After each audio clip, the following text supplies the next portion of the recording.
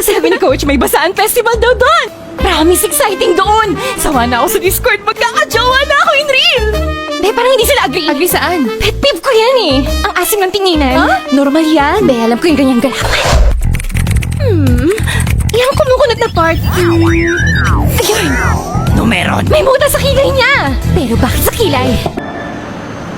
Ba't naasiman siya? Wala naman tayong muta sa mata. Hindi, may mas malala pa sa tingin ng ganyan.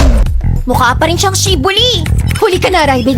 Si Riley na bakla, Riley na straight, Riley na bakla, Riley na straight. Oh, our shibuli so na proud of bestie. you. Pero ba't naasiman siya? Alam niya kasing may tinatago tayo. Na naman ay bayutan din eh. Di ko kaibang. Yawa! Ako na din! Kiss pero ni Muti! Kinalat niya na nilalaklak mo daw yung PHK. Please shut up! Riley kasi, hindi siya nilalaklak, pinapahid siya, be. Aha! Oh, inom ba natin? Oh, okay. Sige. Hindi ko na inumin. Favorite ko ba naman yun?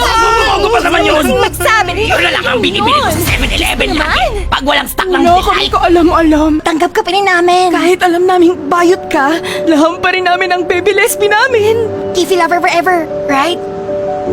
Yeah. Kiffy always. Yay! Punta na tayo sa San Juan! Hindi ka na ba mabasa kahit ayaw mo? May basang-basa na ako kanina pa.